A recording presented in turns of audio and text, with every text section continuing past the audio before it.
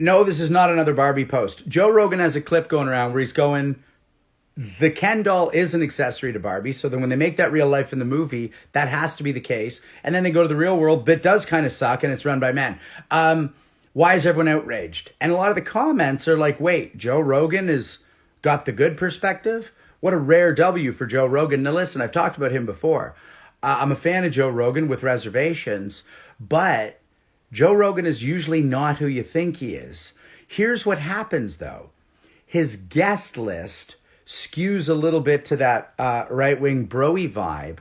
And when people know more than Joe and are talking, he nods and sort of processes along in a way that I call assentively. I don't know if that's a word, but the way he's going with it seems like he's assenting and agreeing.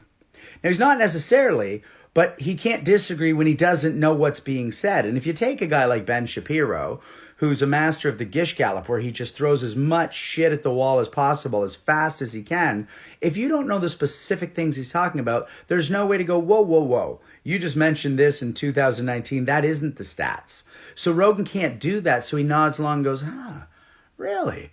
And it seems like he's on board with this. But if you ever heard his opinion on like kids with cages, he was a Bernie Sanders guy. He's like, man, Michelle Obama, can we please get her running? She'd be the best. You know, he's not who you think he is a lot of the time.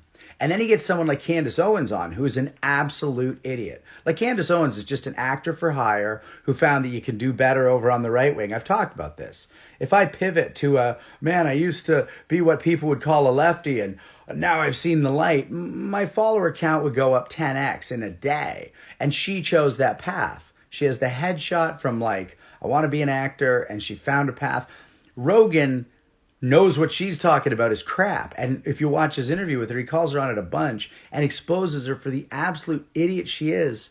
So all I'm saying is that when we don't know, when someone knows more than us, we can often seem like we're agreeing with them when we're just trying to figure out what they're saying and if we buy it or not. But it is also important when you do know what someone's saying is crap to interject. But it's also a real telltale sign that if you don't watch the Barbie movie, you can't call it woke. And if you don't listen to Joe Rogan, you can't call him a right-wing bro because it's inaccurate.